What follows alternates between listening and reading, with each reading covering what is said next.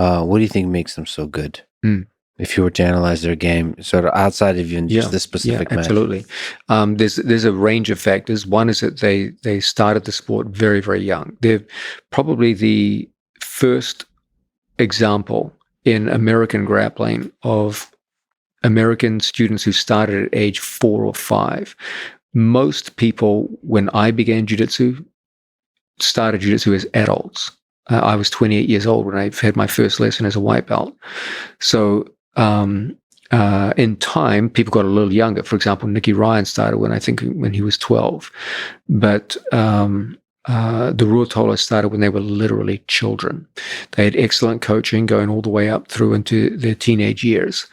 So they had the advantage of starting the way so many successful athletes do as children and going up through adulthood and with strong coaching all along the way. Excellent parental support. So they had like a great history where their youth didn't show off just how long they'd been in the sport. Right. So you're dealing with a kid who's 19 years old, but he's been grappling for 15 years. Yeah. And what counts is not your age, but your mat age. Yeah. And quality mat. Yeah. Now they were very young in years, but they were very old in mat age. And but there's a lot of athletes that have now, as you correctly said, have spent from a very early age on the mat. But still, these particular ones stand out. It's interesting. Yeah, no, there's a lot more to it than that. This is just the first setting the scene. But what really makes them stand out is that they've mastered this idea of covering up and improving initial weaknesses while building upon strengths. When the Ruotolos first encountered my students, they were relatively easy to leg lock because none of their training experience had prepared them for that. Now they were young at that time, I believe like 16 or 17. And it was an obvious problem for them. They both got heel hooked by my youngsters also, Nicky Ryan and Ethan Crownston. And you could clearly see that they identified their current weakness and made prodigious steps to improve upon it, to a point now where they're winning championships with their own leg locks. Like, I love the fact that even as teenagers, they had the maturity to say, okay, here's an obvious weakness. Let's get around this. Let's turn it into a strength. I love the way they did that. And focusing on the weakness and let that guide you to the thing you're working on. But they also they covered up their weaknesses, but they also understood what are our actual strengths. Now, physically, both of the brothers have extraordinary reach for their height. They both have extraordinarily long arms for their height. That means that variations of katagatame, in particular dasas, anacondas, are going to be much easier for them in their weight division than for most people. These are all chokes. Yes, strangleholds. So they specialize in those. They adapted a game based around movement, which forces opponents not with physical pressure, but with tactical pressure into positions which expose them to those specialized strangleholds that they use. Traditionally, when we looked at the Ruotolos when they were young, we saw that there was a disparity between their top game and their bottom game. They were generally much better in top position than they were in bottom position. Again, they saw that as a potential weakness, and they turned it around using, again, their unique long limbs relative to their height. And they make use of a buggy strangle. I'm not sure why it's referred to as a buggy strangle, but basically it's a variation of katagatame using the legs done from disadvantageous positions on bottom. Mm-hmm. And they both make brilliant use of that, to not so much as a strangle weapon. Occasionally they'll strangle someone with it, but they mostly use it to create pressure to make people back off. Mm-hmm. And as a result, they're able to, they overcame the disparity between their top game and their bottom game. Now their bottom game is part of their offense, and they're very, very successful from there. And so again, you had that really impressive sense in which they identified their weaknesses in leg locks and bottom position, turned it around and made it into strengths. And at the same time, they identified, okay, what are our physical gifts? and how can we maximize their use? And they created a program of initiating movement that created tactical rather than physical pressure to set up their best strangleholds. I deeply admire what they've done. Those two young men have a huge future ahead of them. And so here, one of the brothers faces in the absolute Nicholas Muragali. And now, bear in mind, Ty has just fought 2 very tough matches against guys bigger and stronger than himself. So he's coming into a 3rd match against a 3rd guy who's also bigger than he is. So hats off to Ty fighting open weight against 3 monsters in a row. Now, Ty and Cade, one of their best attributes is they're 2 of the best scramblers in the sport of jiu-jitsu. So whenever you go to shoot on the legs with them, there's a danger of running straight into a Da stranglehold. They're very competent at counterattacking single legs with Da strangles. It's also very hard to control them after a takedown. They do a very good job of springing back up to the feet. So I told Nicholas to favor upper body judo-based takedowns rather than wrestling takedowns. And you see here a fine example of Nicholas's gathering skill in uchimata, one of the great throws of judo. Set up with there's a bit of a foot sweep. Good. The nice thing is he starts off with what it looks like it's actually a 2-directional uchimata. He threatens ouchigari to the back. That's a throw that throws your opponent to the back. His opponent pushes into him, then he changes direction with a support foot and takes him over with uchimata. Now, as we said earlier, the great advantage of judo over wrestling is that because there's upper body connection during the throw and after the throw, it's much harder for an opponent to scramble away from you.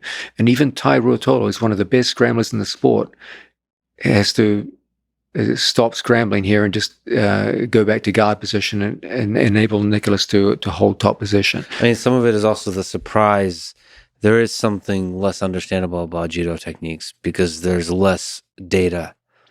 It feels like the Ruotolos also have a good uchimata. I think they're very familiar with it. It's just how often do you think are they on the receiving end of an uchimata? That's a good point. Yeah. So I just feel like they have more data in terms of defending. I mean, of course, there is fundamentals to the uchimata that make it difficult to scramble around, but this is a good example of someone who literally didn't have a single takedown 6 months ago. Now he's throwing one of the toughest guys in the sport with one of the more difficult throws of judo. Now, you're a judo man. Yeah. You'll back me up on this. Uchimata is not an easy throw to learn. No. It takes some time. You're hopping on one foot with both of your body weight supported. It's very counterintuitive. Yeah. It's one of the more difficult throws. Let go of your understanding of takedowns, of maybe wrestling style takedowns or more intuitive kind of takedowns to understand it. There's many throws like this. Uchigari is like this. Sotogari is like this. Uchimata is like this. It's weird. What? I'm on one foot. I'm hopping around. This makes no sense. Yeah. But it works. Foot sweeps are also weird in that way. They're a little bit more intuitive, but like to get very good at foot sweeps, you have to understand timing, weight distribution. It's a dynamic thing that's weird. You have to. I always laugh when I talk to Nicholas. I say, I try to teach him a single leg, which is traditionally most, like a high single leg is one of the easier takedowns to perform in terms of mechanical difficulty. And Nicholas always struggles with it. And then I teach him one of the more difficult takedowns, uchimata, and he does it flawlessly. Yeah, you never know. Certain things get attached. I mean, you see this in judo. It's kind of interesting to see. There's classes of takedowns, and certain people just gravitate in their philosophical, intuitive understanding of body mechanics or something like this. It's like Seinagi versus Uchimata. You very clearly see there's some people that understand, they like to have both their feet planted on the ground. And there's some people that are okay with this one foot on the ground and the other one is doing something else. And I think that, I don't know what is that? I don't know. It's what makes you fall in love with one field versus another. So what, can you speak to that, that you've released a new instructional on takedowns and standing skills for jiu-jitsu, just at a high level, using Nicholas as an example, what are some key ideas about takedowns? Okay, first, whenever people talk about standing position in jiu-jitsu, they always say, oh, I need to learn some takedowns. But it's never a question of just learning the takedowns. It's learning the prerequisites to the takedowns. The takedowns are more or less like an afterthought. You've got to begin with stance, motion, the ability to engage in grip and contact, get your opponent out of balance, and then comes the takedowns.